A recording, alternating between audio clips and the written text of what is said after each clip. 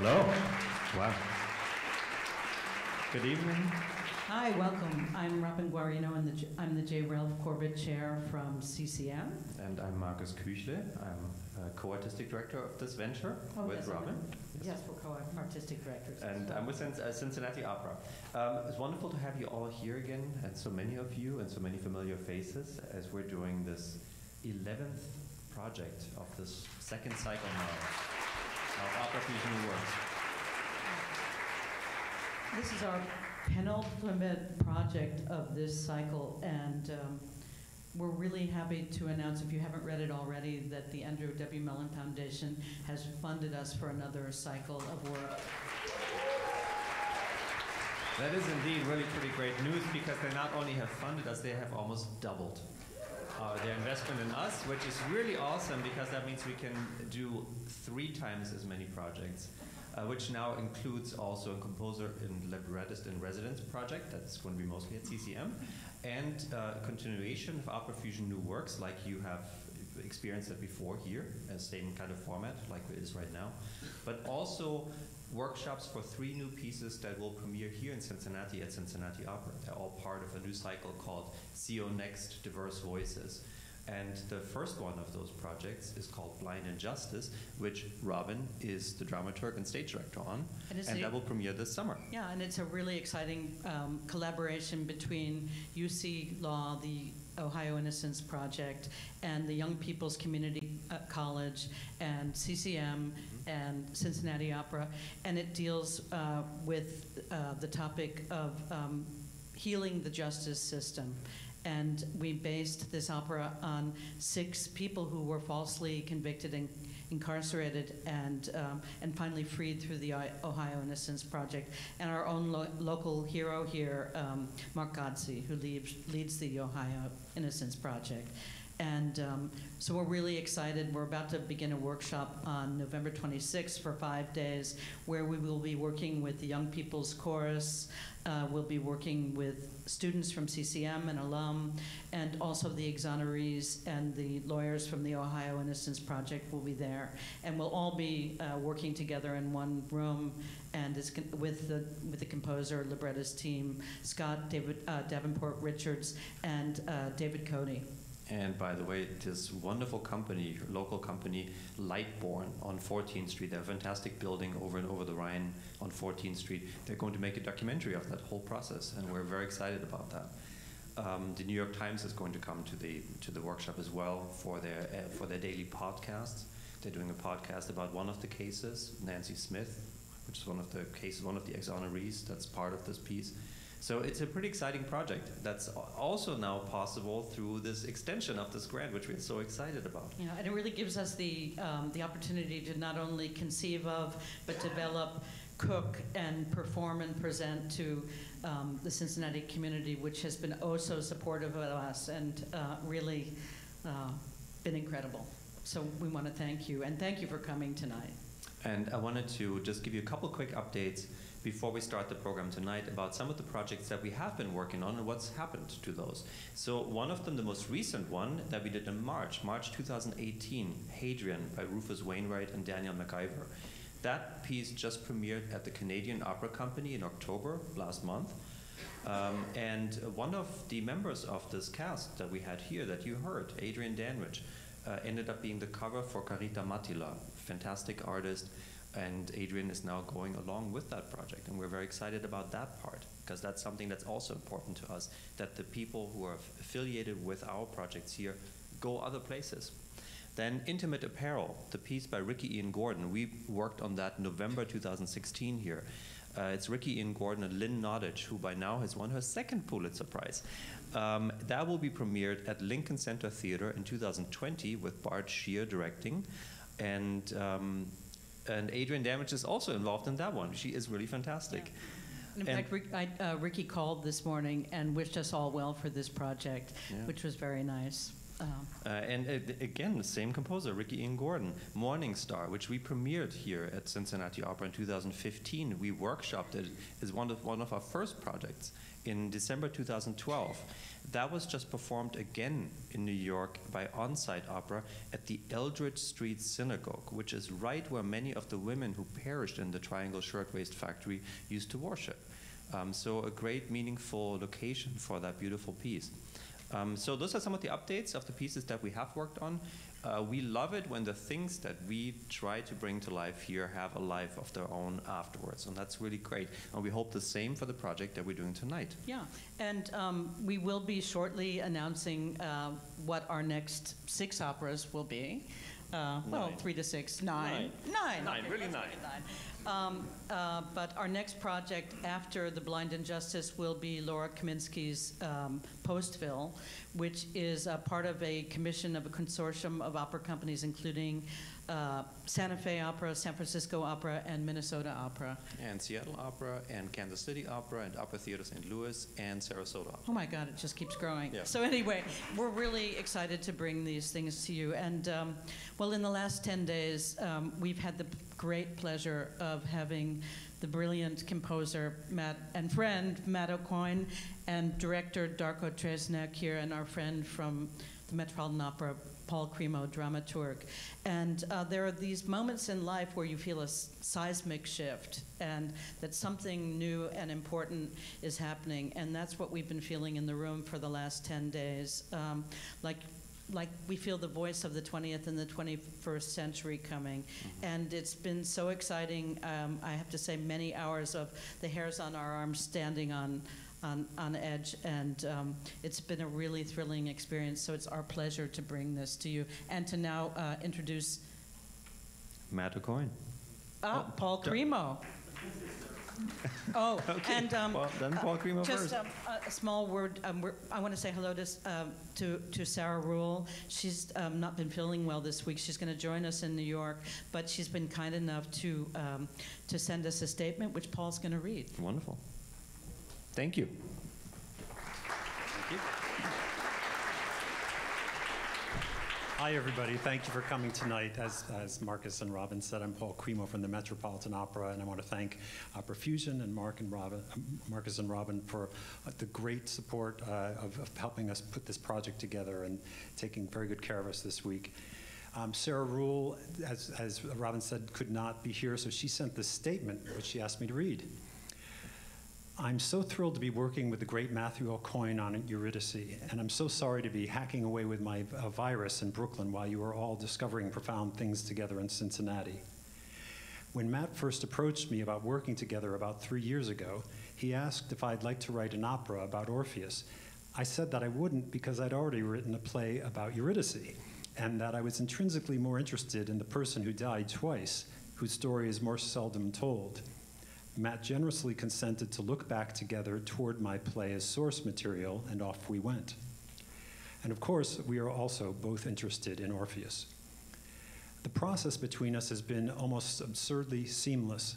Sometimes Matt will ask me to change something in the original so it will sing better, and I change it, and Matt looks at the new version and calls me up and says, actually, nah, the original was better. Then I say, okay, and we go back to work, back and forth, making cuts, making small changes, always with empathy, giving each other independence within the collaboration. One footnote is that when I met Matt, he was about the same age as I was when I first wrote Eurydice, which was 26 years old. There is something about young love that a 26-year-old understands better than anyone else. It helps that Matt is a genius. When I first wrote the play, I was still grieving for my father, who died too young. Returning to the material later, I feel the grief belongs to others now, not to me, to my collaborators, to the singers, and to the audience. The myth is, of course, the ultimate song, all of our inheritance, and it contains the unanswerable question of why we look back, why we can't quite trust the invisible world, the great mystery of why we must look at a beloved's face.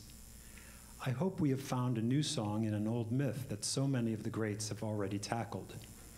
I was inspired long ago by Rilke's poem, Orpheus, Eurydice, Hermes, which is, I think, one of the few treatments of the myth by a man which truly considers the subjectivity of Eurydice. Let me close with it, and now we'll have Matt O'Coin read the poem.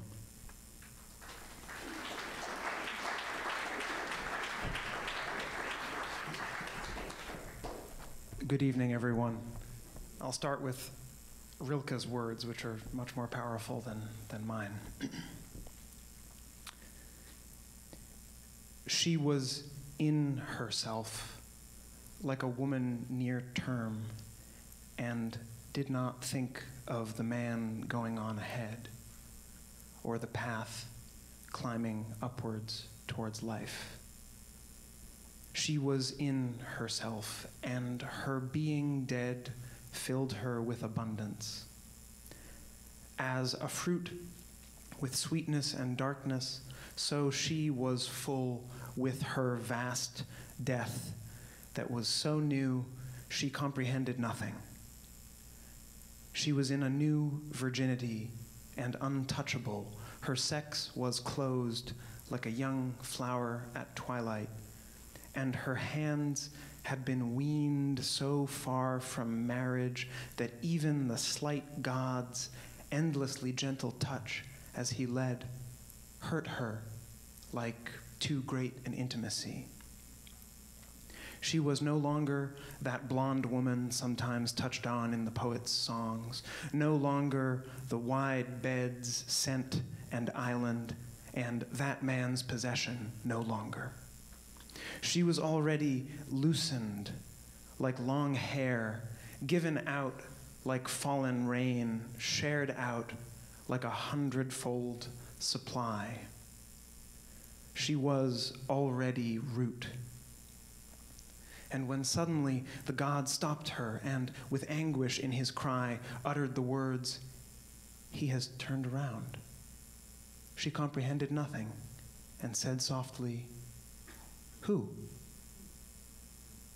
But far off, darkly before the bright exit, stood someone or other whose features were unrecognizable, who stood and saw how on the strip of path between meadows, with mournful look, the god of messages turned silently to follow the figure already walking back by that same path, her steps confined by the long grave cloths, uncertain, gentle, and without impatience.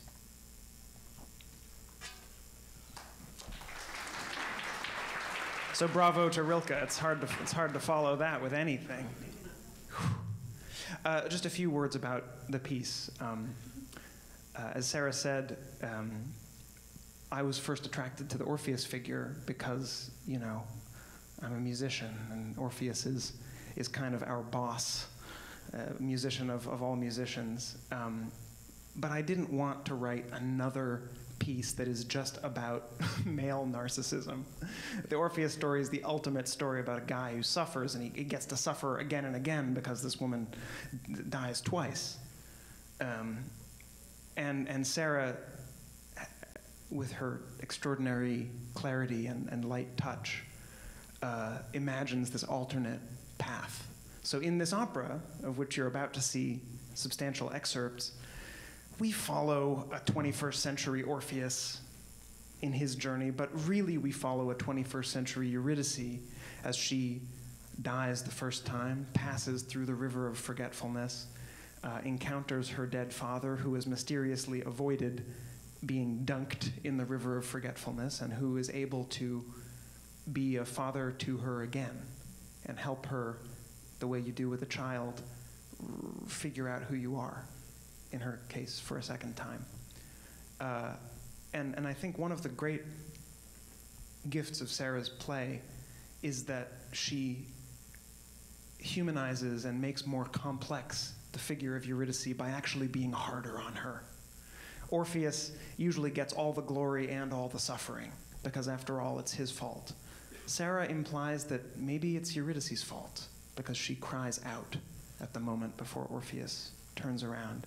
And I think that far from weakening the reality, or indeed the feminist bent of the play, that complexity just makes the whole story richer. I feel very privileged to have been able to work on it, and I want to turn it over to our wonderful musical team. Thank you.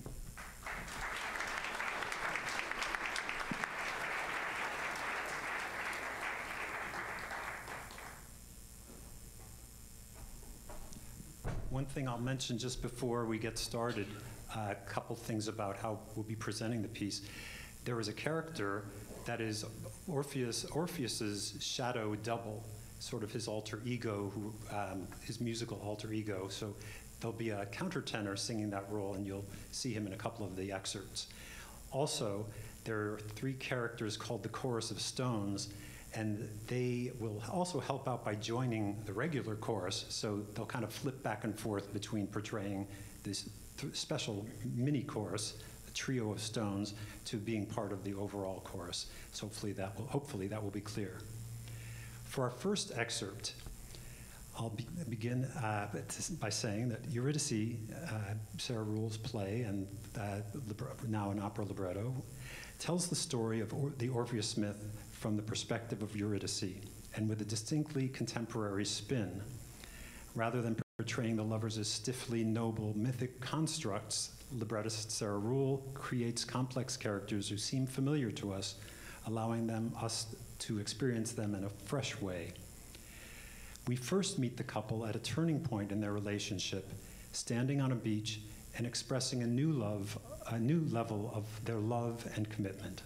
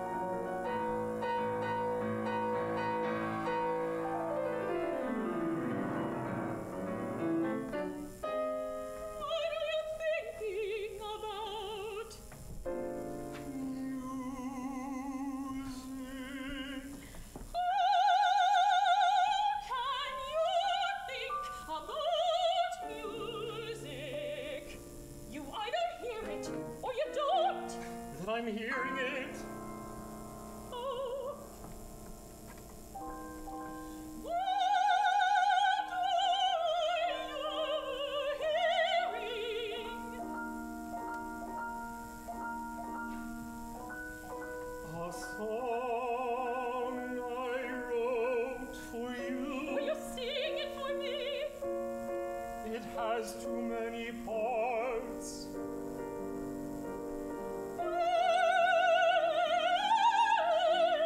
Can I hear it? And I have an orchestra.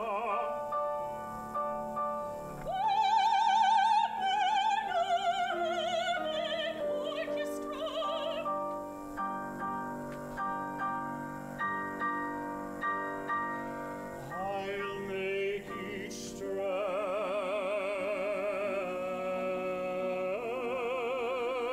of your hair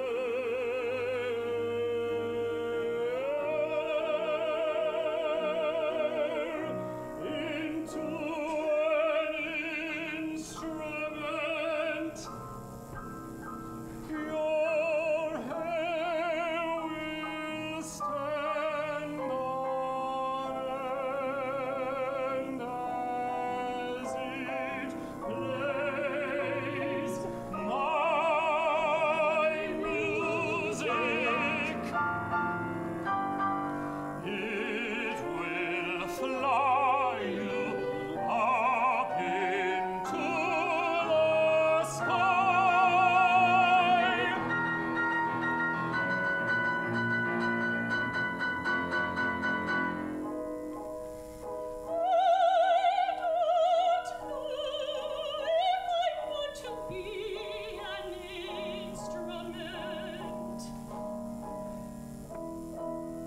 Why? Oh, the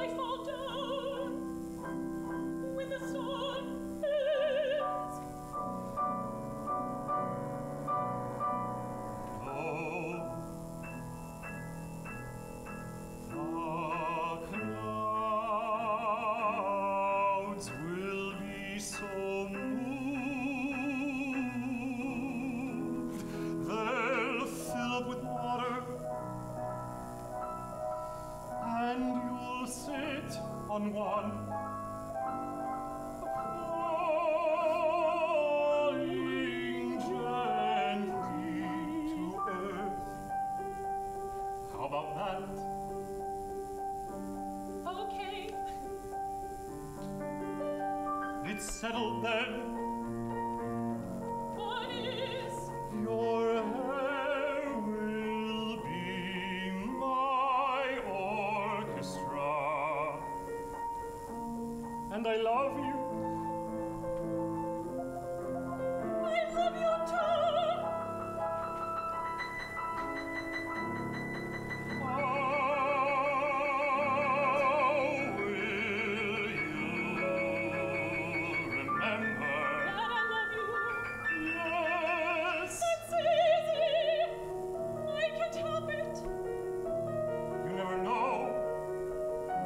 I'd better tie a string around your finger to remind you.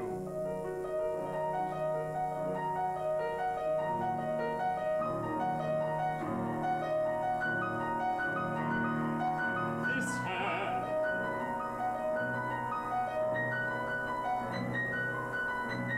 Is this too tight? No, it's fine.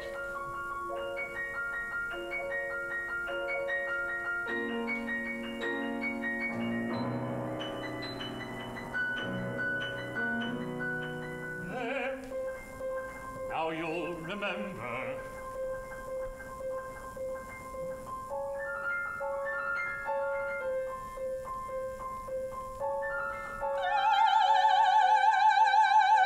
That's a very particular finger.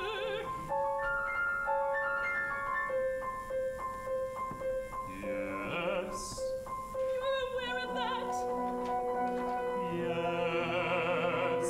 How aware?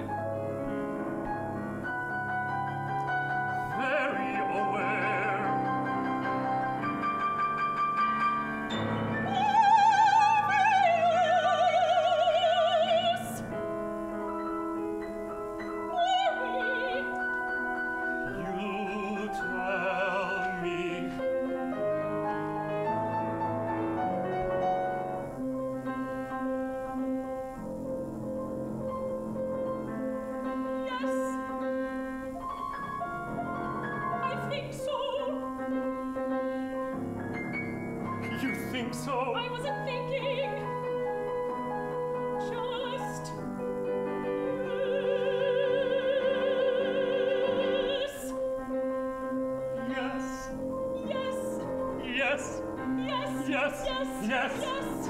May our lives be full of music.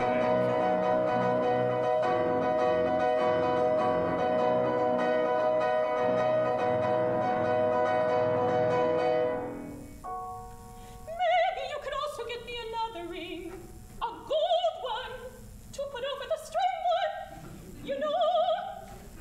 Whatever makes you happy.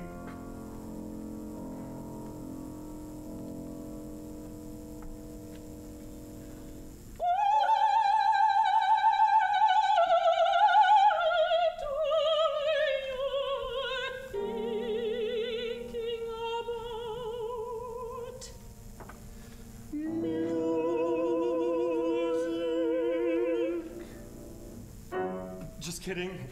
I was thinking about you and music. Let's go in the water.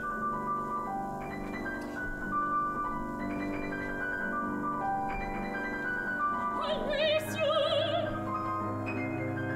I'll race you. I'll race you. I'll race you. I'll race you.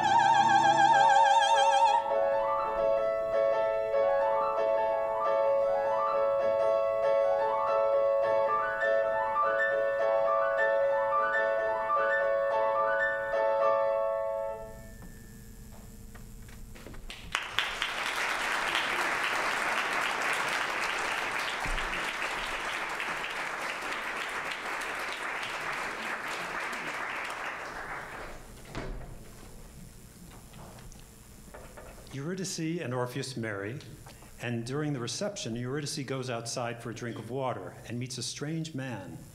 His reference to having a letter for her from her father is intriguing since her father is dead.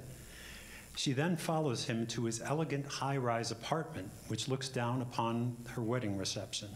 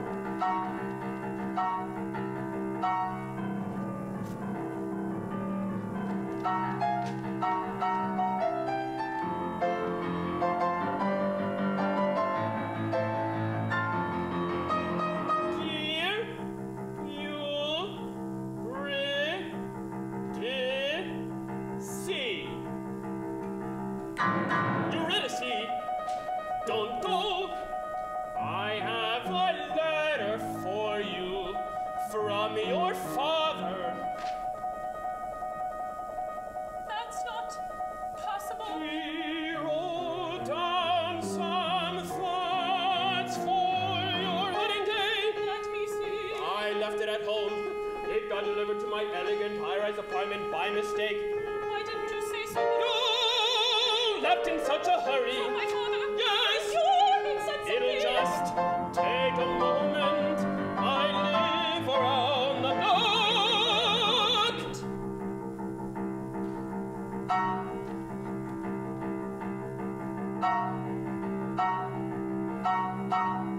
Eurydice. Eurydice.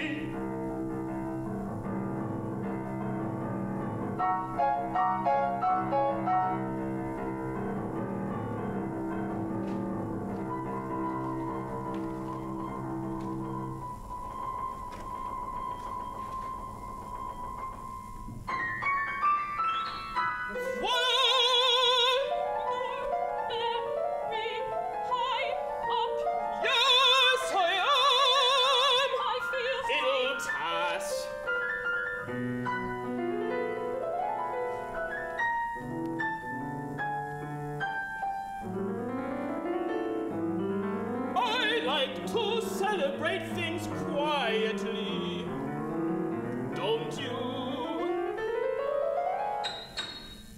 Champagne, Water. water, it is. Make yourself comfortable.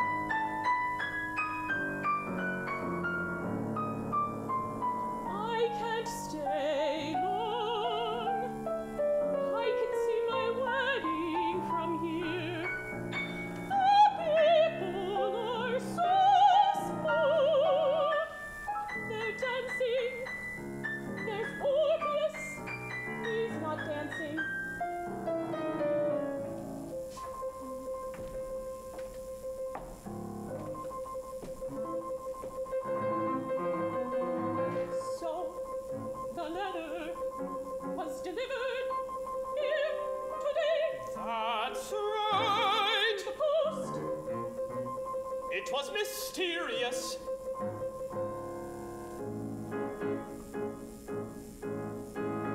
So, Eurydice, tell me about one person you find interesting. Just making conversation.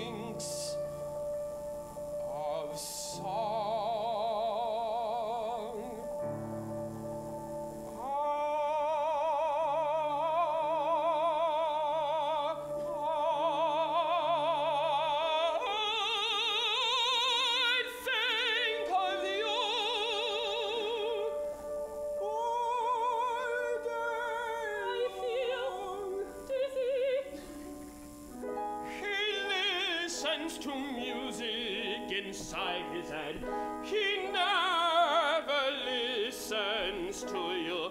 He's never heard a word you've said. He doesn't care about you. What's going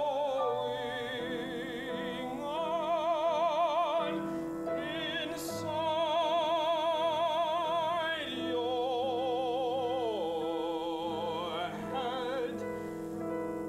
I'd like to know what's going on in there. I think I can see inside your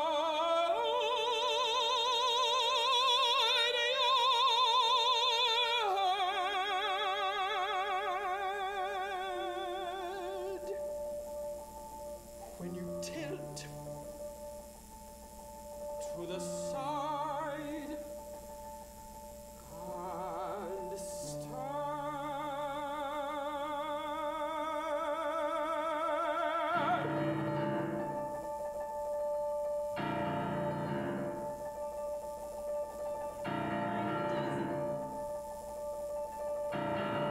want my husband. You're free to go whenever you like. I think I'll go now, in fact.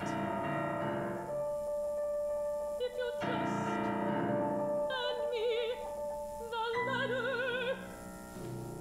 My lips were meant to kiss your eyelids.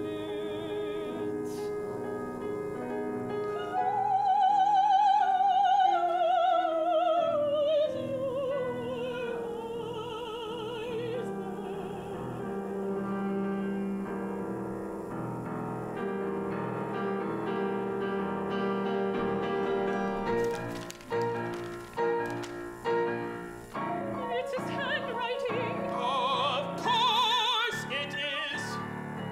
Don't run, you'll trip. Eurydice.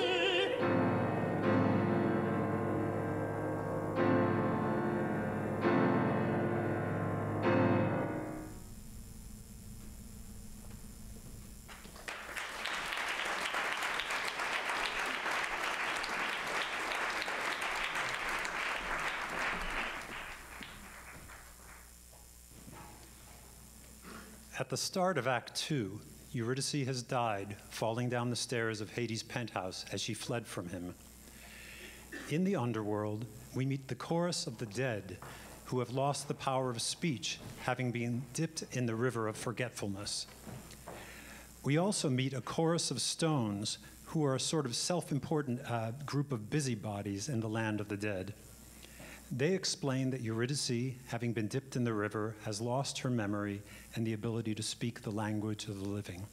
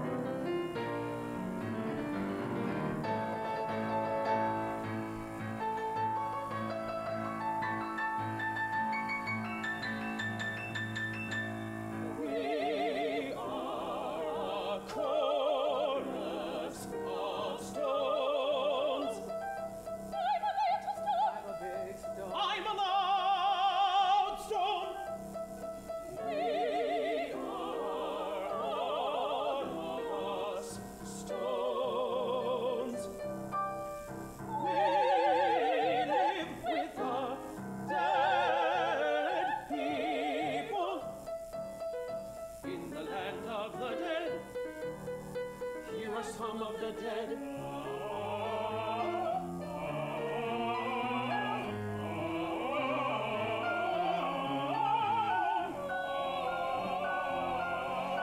Shut up! Shut up! We are telling a story!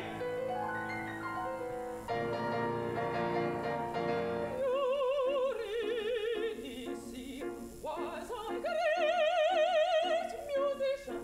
Orpheus was his wife. Orpheus was a great musician. Eurydice was his wife.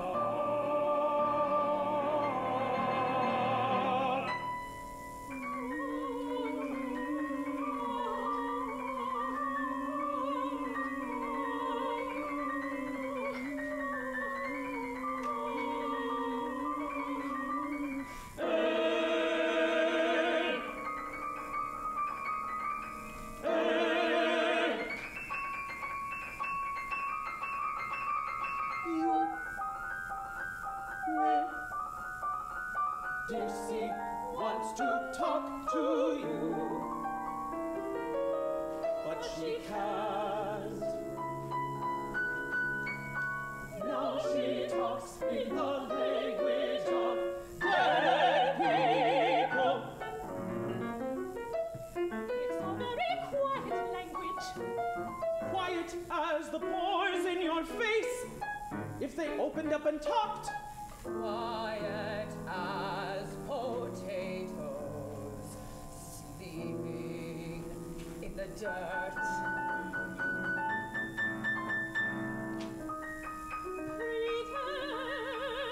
Pretend you understand her,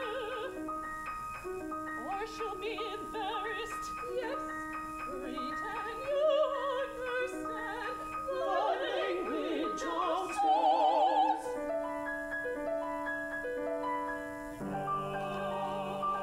Listen to her. How you would listen to your own daughter. If she died too young and tried to speak to long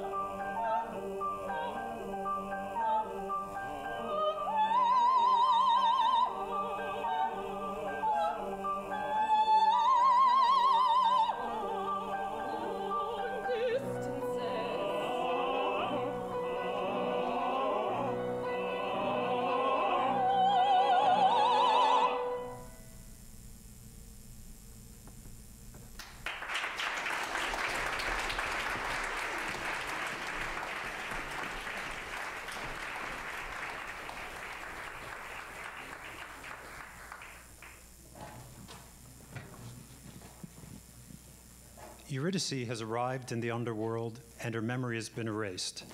She is disoriented and doesn't recognize her own father, who she thinks is a bellboy. He builds her a room out of string. Meanwhile, in the world above, Orpheus misses Eurydice terribly and lowers the complete works of William Shakespeare down to her in the underworld. Her father reads to her from King Lear and teaches her to read again.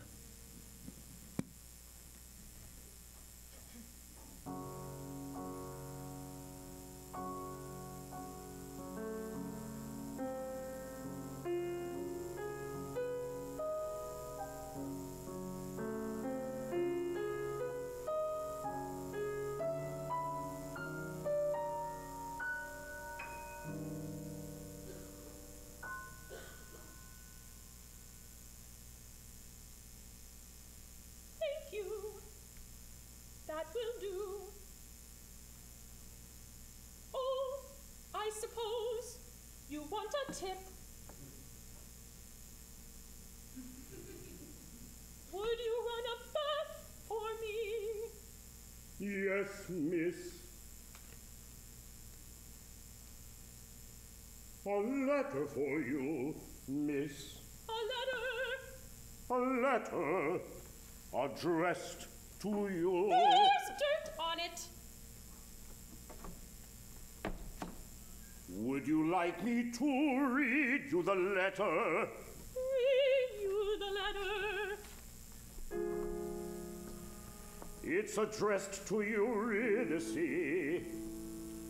That's you. That's you. You. It says, I love you. I'm going to find you. I play the saddest music now you're gone. Music. I'll give this letter to a worm. I hope he finds you. Love, Orpheus.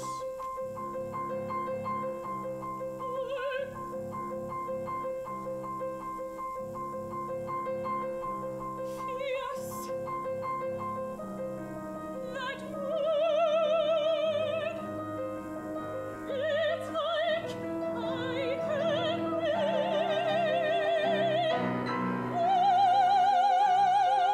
Orpheus, my husband. Yes.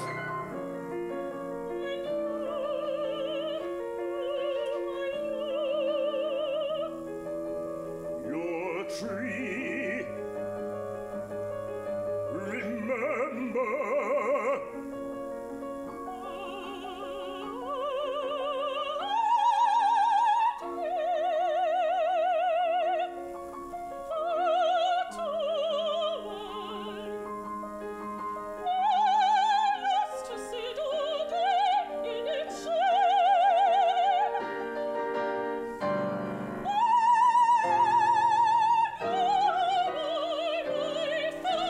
Your father, your tree, your shade.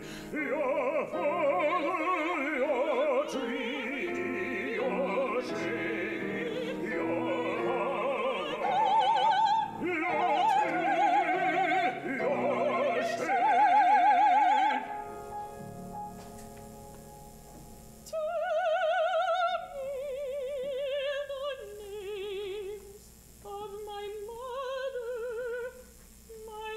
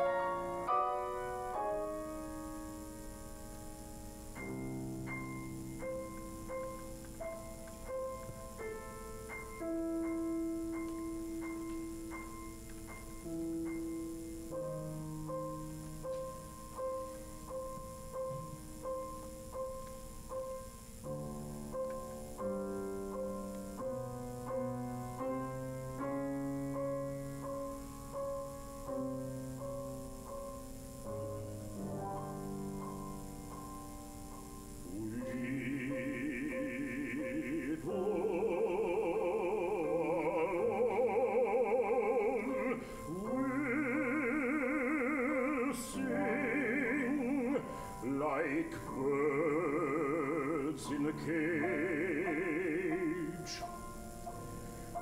When thou dost ask me blessing, I kneel down and ask of thee forgiveness. So we'll live and pray and sing and tell old tales and laugh and gilded butterflies and play old rogues, talk of court news, and we'll talk with them too, who loses and who wins, who's in, who's out, and take upon us the mystery of things. When I first knew I loved you, Teach me another word. ostracize, What does it mean? to exclude. When the Greeks decided to banish someone, they wrote the name of the banished person on a piece of white pottery called ostracon. I love your Ostracon. Teach me another word. S-O-L-E. Defunct. Defunct. It means dead in a very abrupt way. Not the way I died, which was slowly, but all at once, in cowboy boots. Defunct. Dead in cowboy boots. My spelling, and you said you loved me too, and you said you loved me too. Sorry, I always wanted to ask you. And you said Or someone did. I forget. don't worry, you'll remember. There's plenty of time.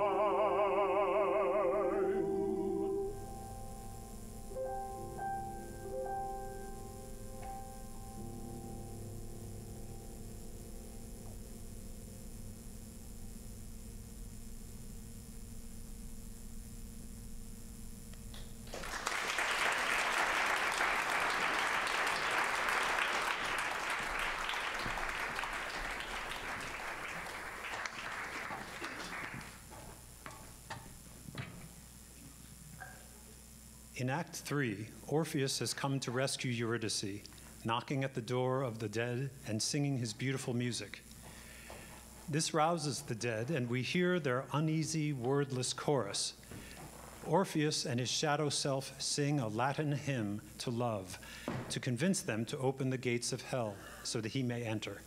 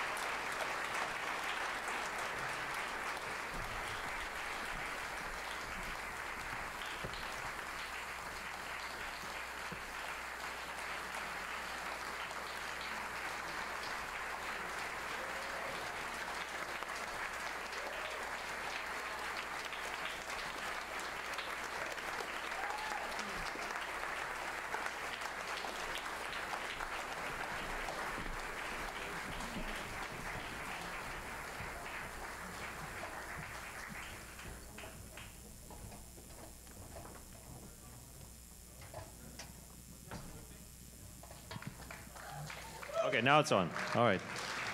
While we reset this, I wanted to just let you all know that the bar is still open. You're welcome to get more drinks. You can bring them back in here.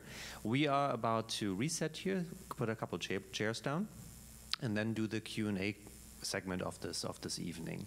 And we'll invite to the stage for that Matt, of course, Darko, Paul, Carolyn, and Kathy Kelly? And Kathy Kelly. Yeah. And by the way, Kathy Kelly, new faculty member at CCM. Please give it up for her. Yeah. That was not an easy score to play. Oh my God. Yeah, thank you so much. So come on up. Don't be shy. Do we have chairs or? We'll get some chairs. Are they all? Yeah, we'll get some chairs.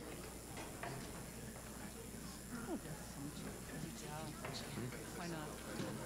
No one else is. I might as well do it. Should I drag a chair? We'll just grab a chair. Just grab one.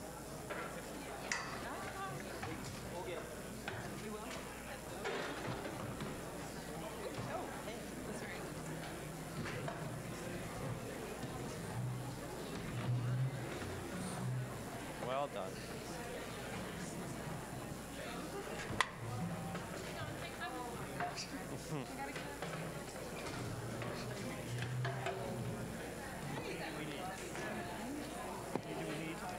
I have no idea. But I think looks like we have quite a few. Hey, Galitha, how are you? I didn't know you were. Nice, but they need to pop in. Yeah. The other two are Thank you. Yeah, why don't you take one? all right. Where's Darko? All right. Sit on the outside. Why don't you go on the inside? And you get one too? She just leave Come us? on in. Great. All right. Where's our maestro? Hmm? Where's Darko? I lost her. I think we're still missing a couple people here. Where is Darko Tresniak? And Carolyn. Carolyn, you're coming up. Yeah, please. There we are. Yeah, please come on in. Oh, great. Here. There you go. All right, I think we can get this started.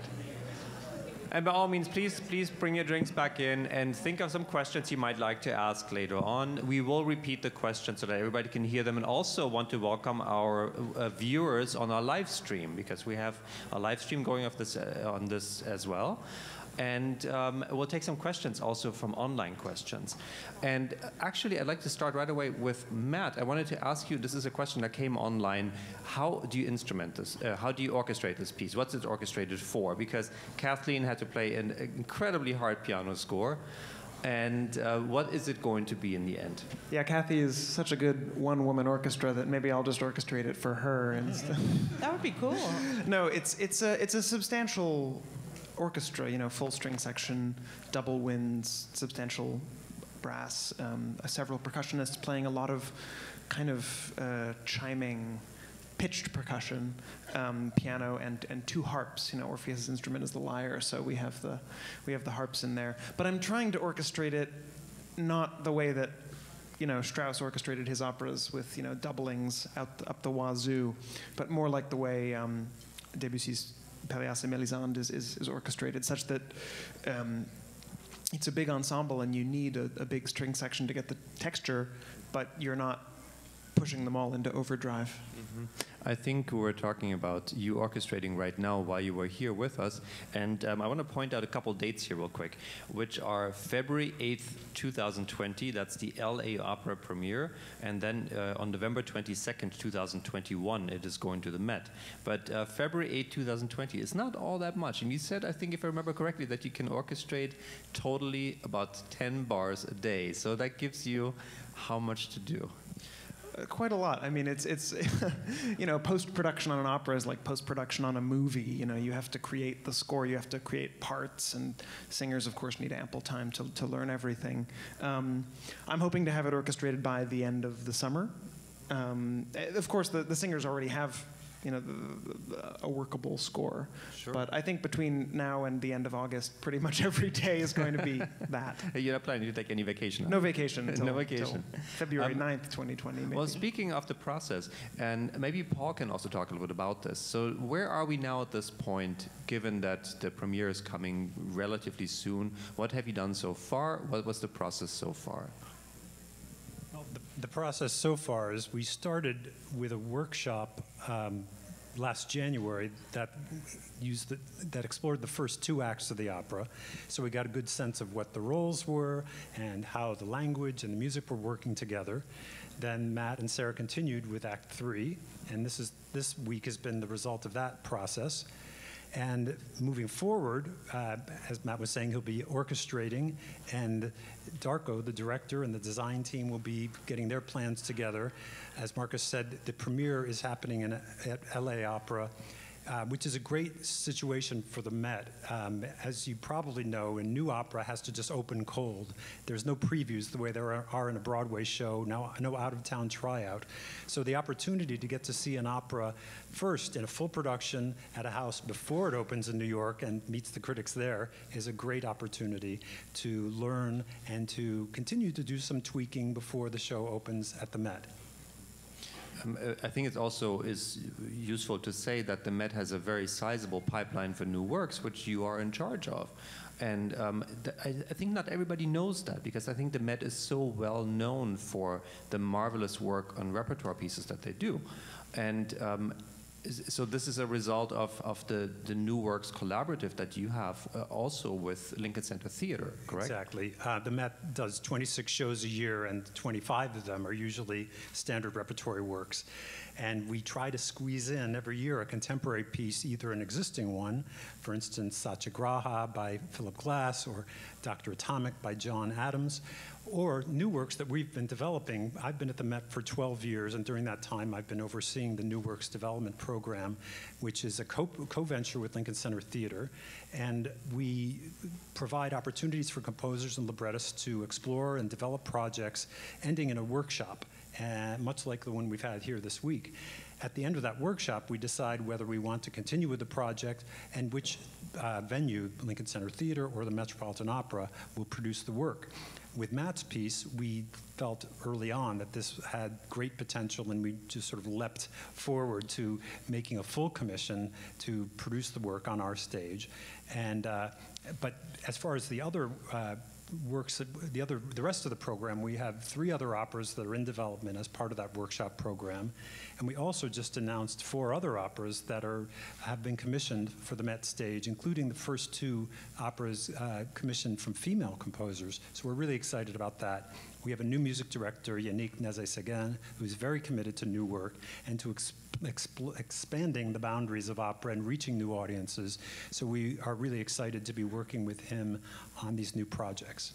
Darko, could you talk a little bit about what it was like to be a director in the room, and what part of conceiving you did during this, and what you learned about the piece that might be new? Can I borrow one? Yeah. Is it on? Yes. Yeah. You know, it's absolutely wonderful. Tomorrow we'll hear the first, the second, and the third act together for the first time. And we could put together a recording in pieces. I can listen to MIDI tapes, the computerized thing, but a program like this one here in Cincinnati is essential for a new work because we need to experience it live in our bodies. And it's too bad we can't have an orchestra already. But what's wonderful is, like, I have to look at the performers. I have to see where the spots of vulnerability are as they're performing it. I have to see, it's kind of like tomorrow I have to be like, I don't know, what is the name of that play? I Am a Camera. It's like that. I have to record the sensations because it'll inform. That's the experience that I'll have to take with me as I'm conceiving this with the designers, with Matt and Sarah, all of us together. So it's an invaluable week. As many of you know, the cast that you heard was almost entirely either CCM students or alum, or we're very lucky to have the majestic Vernon Hartman here as a resident of Cincinnati. But my question goes to Kathy Kelly about basically how to prepare a piece like this, and what's it like to work with young talent in preparing a work like this? Well, I mean, working with young people is inherently amazing. They've got so much energy. They're not afraid of learning new stuff. I think that's maybe a word of my generation a little bit more. Like, ooh, new opera. But it's such a time of ferment and wonderful flowering of new composition. And I find that the students at CCM and all over the country are really connected to that. The experience that we just are so happy to have as teachers is to have a composer in the room with us, because the map of New York City is not New York City, right? So the score that you hold in your hand is wonderful, and especially when you have a writer like Matt, you can already imagine what the orchestra will sound like, and there's a lot of information there. But what's on the page is kind of the best that someone can do in translating what's in their head, and there's always a balance between getting the rhythm right and getting the lyricism right and making the language fall right, and you cannot have a better experience than to have the creator there with you to help you translate that and to learn all of that. So it's an invaluable experience for our students, not something that we can repeat. Well, let me bounce this over to Carolyn, who's here with us. Carolyn, you're the music director of the Hartford Symphony, but you also have a very, very sizable investment in ballet, but also in opera, of course. And new music is, I think, quite a specialty of yours. What do you like the best? Well, I love everything, right? I mean, you know, when you're a modern artist today, you live in the modern world and you take a lot of things in. And for something like this, I mean, imagine it's like having Mozart or Mahler right there in a room telling you what they meant. And it's been just absolutely fantastic, you know, being able to talk to Matt and see what are you thinking about, talk to Darko's, like what are you guys thinking about, and then have those knowledge sharing with the singers. And inevitably, every single time you guys share some insights, the singers go, wow. You know, I remember that one part, Matt, you said about, you know, the one, we didn't do this one, you know, when they're singing minor second and major ninth, and, you know, you tell them that, you know, the Orpheus in pain, but also joy at the same time. Like, all of us just look at each other like, okay, that's going on Facebook. So it's just, and of course, being able to work with everybody and just really get into the depth of the music and being a part of the process, because it feels like it's ever changing as a conductor. You know, when you look at the score, you get the metronome marking and you want to nail them. You know, everything has to be 108. And once you start making music, you realize, oh, it needs to breathe. So yeah. I'm very grateful for how effortlessly you led this whole process. It's been really wonderful working with you. Yeah. Thank you. One of the really exciting moments for me as a teaching artist was hearing Nicholas Kelleher, who played the Orpheus double, and Joseph Lutanzi sing together. Joseph has been out for a few years. He starred in Fellow Travelers, and to bring in a first-year master's student and alumni and get them together in the room and just well, see the inspiration, the synergy of education and art that takes place is truly inspiring. And I think it's what makes our program really great is being able to build those bridges, draw those bridges out into the profession. And it keeps our education and our curriculum super vital. And we're very lucky to have all of you here. It's been a pleasure being here. Thank you for being such great hosts. You're most welcome. Our pleasure. Sometimes the most important thing is just feeding everybody. It goes a long way. But are there any questions out there in the audience that we might be able to answer here from this panel? Yes, over there.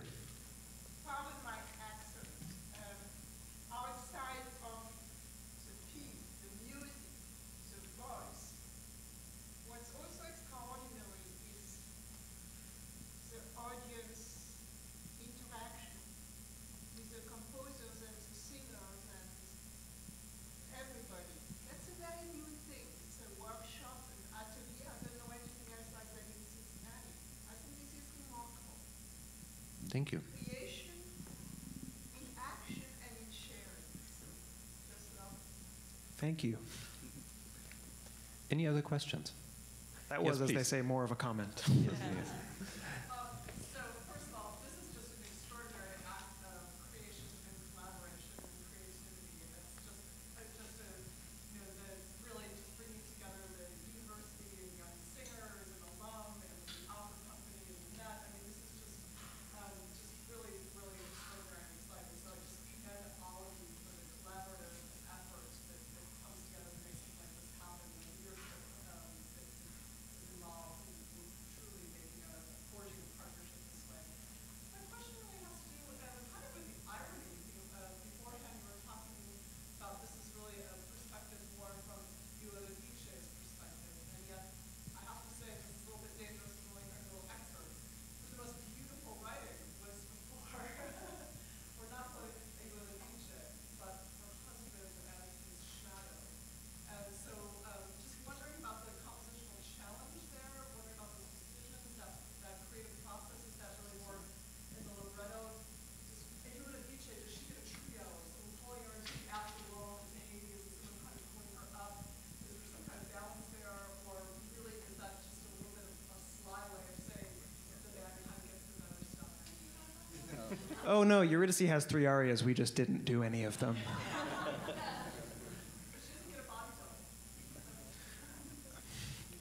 No, actually, no. Eurydice has plenty of music. You just didn't happen to hear a lot of it tonight. That did come up early on in my conversations with Sarah. She felt that I was a little bit partisan for Orpheus, and I promise I wasn't. In fact, I think he's kind of a jerk. Eurydice is certainly the. I think Sarah has reinvented these characters such that Eurydice is thought, intellect, reflectiveness, and Orpheus is kind of just pure feeling. Like, he doesn't ever bother reflecting. He just he likes, music and making love, and he's not thinking about tomorrow and whatever. And Eurydice is really smart, but that actually ends up being a little bit her doom. She at the crucial moment she says his name. Language. And I think that, it's hard. Hi, Sarah. I think she's watching the live stream, so I'm probably totally mangling her point of view. But I think because Sarah is herself brilliant with language and a writer, that there's this element of, being quite hard on oneself in channeling it into that character. So for me, she's certainly the heart of the opera and the most nuanced figure in it. Can you talk about actually, there's such a great use of humor and feeling and wit and irony, and how the two of you and your languages work together on that is just amazing. It keeps it so fresh. One of my favorite early conversations with Sarah, who had not worked on an opera before, was she said, there are some parts of the play that are funny. Are operas allowed to be funny?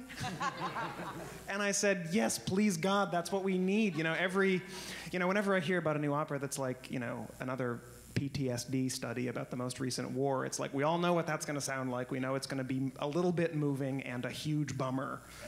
And it probably won't change any of our political stances either. So Sarah's, I would say she's magic. Basically, she's a magician. And there have been so many moments of that, and I think the sense of humor goes along with a lightness, kind of a magical realist touch. There was a moment. This is a good example, I think. We were really struggling with the bit when Orpheus drops the collected works of William Shakespeare down into the underworld, because in the original play he just drops it, and there's a huge thud. And this thud was causing me huge headaches because it was, it was interrupting the musical flow. We'd had to let this thing slam to the fall thousands of miles and hit the floor.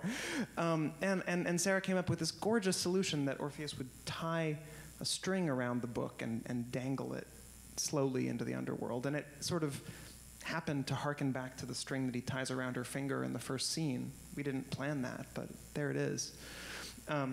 So I appreciate that, and I feel that it's opened up new avenues in my music. The last time I wrote an opera, I wrote the libretto, and all of the challenges arose from the fact that I wasn't as good at writing the libretto.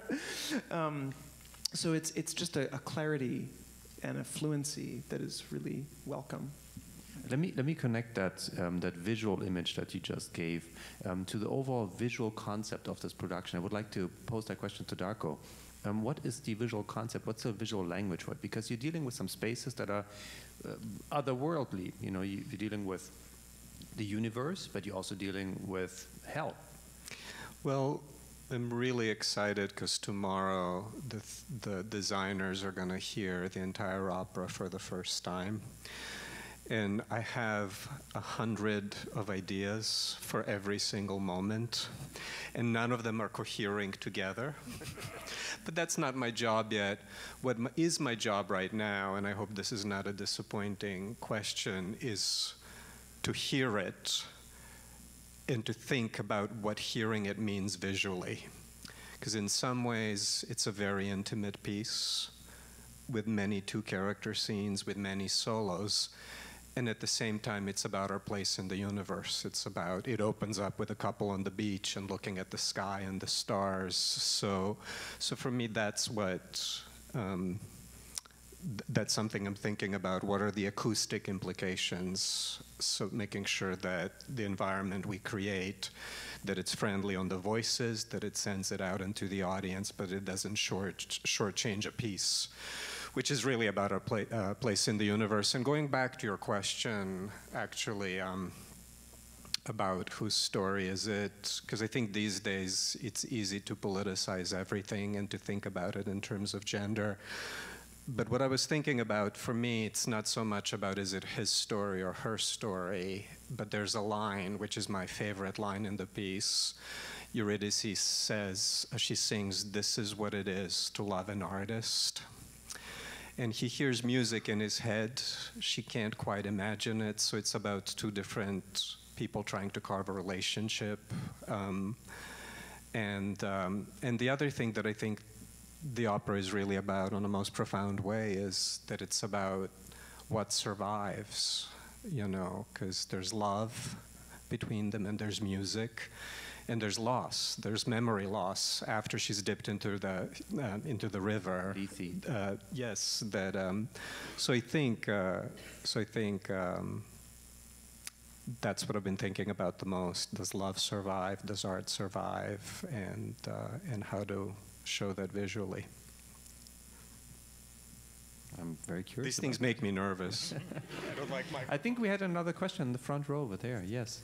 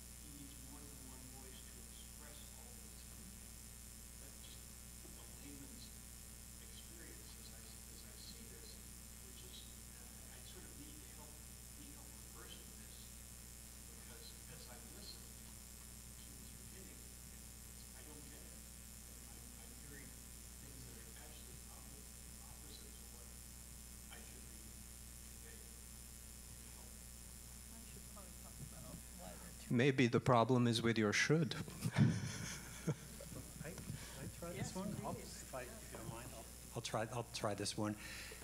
Doing a program like this always entails, you know, taking a few excerpts, trying to represent best the forces that we have at our disposal. We wanted to do things with the chorus. We wanted to do things with the chorus of stones. So in the limited amount of time, you got little snapshots of moments in the opera. That is certainly not the whole opera. And the scenes that you didn't see fill in quite a bit of the detail and explanation and understanding of the journey of both of these characters.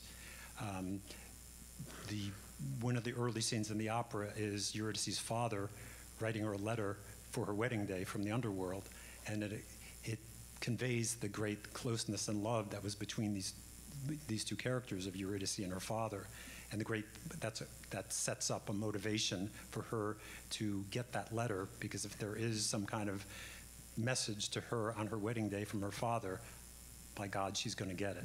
Also, I realize we didn't repeat the question for people who may not have heard it, but basically, the gentleman in the front row didn't get it, didn't feel that there's enough motivation for Eurydice to follow a strange man with little provocation, and also a bit of a question about why Orpheus has the double voice. I would say, because you mentioned that Eurydice is supposed to be wise, I don't think she's supposed to be wise. I don't think smart is the same as wise. And Sarah's initial stage direction for the lovers is that they're a little too young and a little too in love. They're kids. They're teenagers. She's not a worldly wise woman, and she's a girl, desperately, still in grief, still processing grief, and is therefore vulnerable to a charming older man saying, you know, your father wrote to me. And she's at that moment thinking, well, of course my father would try to write to me. He was an obsessive letter writer. He was, you know, of course he's trying to reach me. So it feels, to me, it feels all too plausible as a form of emotional manipulation. And I made Orpheus a double voice because he is a split figure. When he's just a normal dude, he's a baritone. But he's not just a normal dude. He has this, he's an immature guy who doesn't know his own strength. And when this kind of strange, sublime figure joins him, he speaks with a double voice. And it's not entirely a benign thing. You know, in the third act, you start to get the sense that it's more like the devil on your shoulder. And the two of them kind of split and get further and farther apart from each other. So, yeah, it is tricky presenting these excerpts. I just wanted to give a shout out, first of all, to all of the singers who prepared this, because they make it look easy. But it's very difficult music. It is also they're singing something that they're looking at on the page and have never heard before. And to that end, they've just been working for weeks to come so that they can come to a workshop and actually show up and hit the ground running.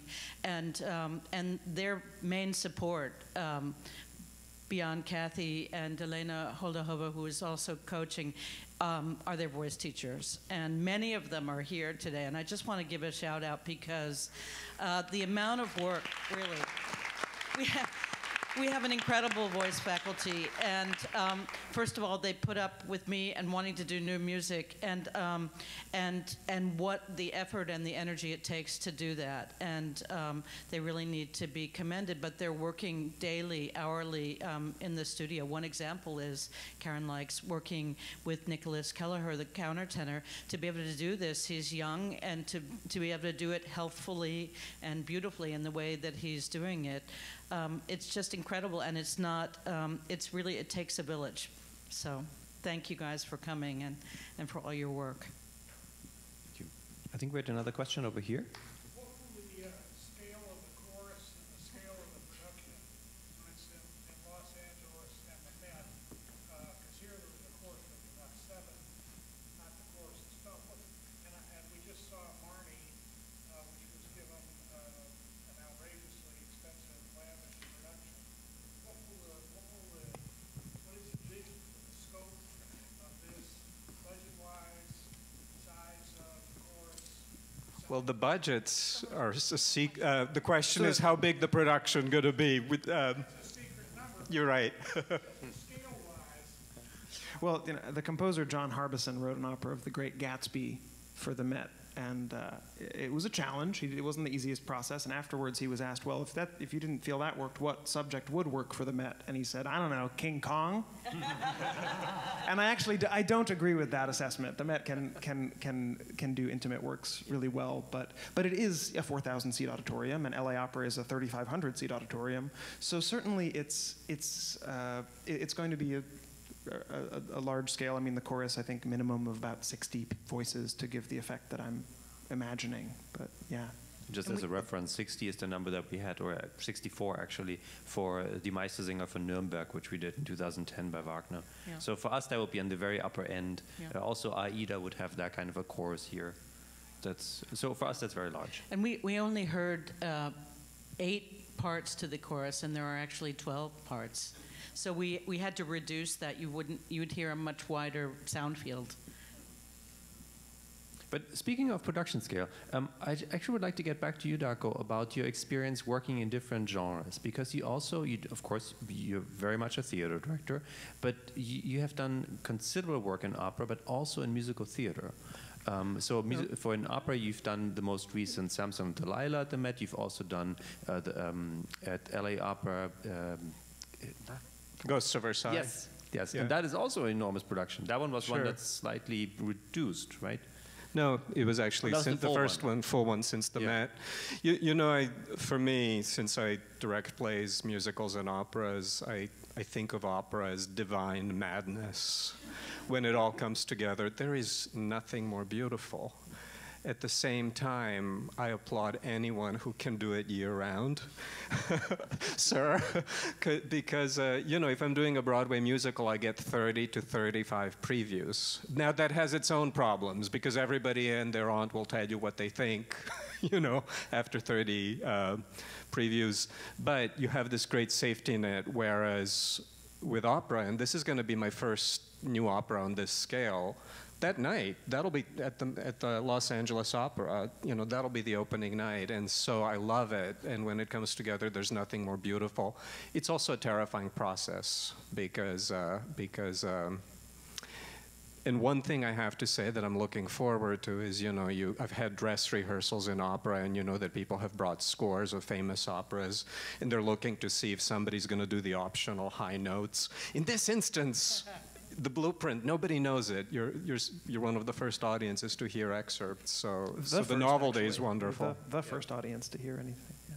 The first audience. Wow. Question here, I think. Yes, please. I love the intimacy of the way you structured music. It's very direct and in many cases very beautiful. I'm hoping that when you make this big, you can catch that close intimacy that is in your composition and has been heard today in the singers' voices. But this is a lovely small space, and I hope that you can do a production to capture what I've been hearing today. Thank you. You have very good diction, but in case anyone didn't hear, it's that the idea that there's an intimacy to the music, and she hopes that it will translate to a larger space. I hope so too. I'm working to exactly that goal. I keep joking with the Met's casting director when we talk about singers. You know, well, you know, there are 12 tubas doubling her at all times. That's not what it is. I promise. Yes, in the back row, please. This question is for Matt. Thank you so much, first off, for this wonderful, wonderful performance. We're talking with my colleagues about how this music is so unique in the way that it's new, but it stays with the text. And we really love how the story itself is told through everything that's going on. It's truly wonderful. My question is with new artists and how we can collaborate with such new material. What do you feel about the process of doing this? Are you a singer, out of curiosity? Yes. Okay. Because I can hear you from the back of the room, so I figured you were a singer. I'm not sure I fully understand that. It's how can you collaborate with? Yeah, like approaching this type of work. How do you feel about an artist saying, "Hey, but how do you feel about this? Are you looking for someone who is going to completely have your idea, or are you looking to collaborate in this process?" I'm totally looking to collaborate. It's my favorite thing in the world when a singer or an instrumentalist you know, wants to be an active partner in the creation of new pieces. And I think that you don't always have the luxury with a full opera of knowing who's going to sing all the parts, because it's a crazy planning process. But for smaller scale pieces, I always like to make them, you know, tailor-made suits for a specific artist that I love to work with. And it's a funny thing. Some people say, well, if you write for a specific artist, you know, might it only fit that artist? No. Mozart and Verdi were writing for specific singers, and it's like there are certain human characteristics. You know, we're all to some degree types, and if you write really well for a certain kind of type, it will fit others. You know, just as an example, the baritone Rod Gilfrey, who will, I think, be in this opera at one point in the role of the father, sang the role of Walt Whitman in my last opera, Crossing. And Rod, who was, you know, he's quite an established singer. I was nobody. He hopped on board from the very beginning. He sang 3 different workshops over the course of 3 years. And we became dear friends. And I changed everything. He was patient with me. I rewrote things a bajillion times, which must have been really frustrating for him at some points. But I think there's a payoff, because by opening night, he said, you know what? This role fits me better than any other role I've ever sung. And it was because we were working, you know, artistically hand in hand. So in short, it's my favorite thing in the world. Thanks for bringing it up, because it's not something that people always are aware of. And by the way, Rod Gilfrey sang the role of Edward Gaines in Margaret Garner with us here, so you may have heard him. But I think we're kind of at time. We're actually a little bit past time. Maybe we can get in one more question, and then I think we should probably wrap it up. Yes. Yes, please. Are there any other performers who perform tonight who will perform in LA? I'm not fully at liberty to say. Probably not, given the planning cycle having, you know, already been set in motion. But let me just say that I've met some colleagues this week that I hope to know for a very long time. So I would like to leave it at that. And I think that's a wonderful way to close out the evening. Thank you all. Thank you all for coming. And please come again. December 12th through the 16th, we're doing the last workshop of this current cycle of Opera Fusion New Works. It's Postville by Laura Kaminsky and Kimberly Reed. The public event will be on December 16th. Please mark your calendars. Thank you very much.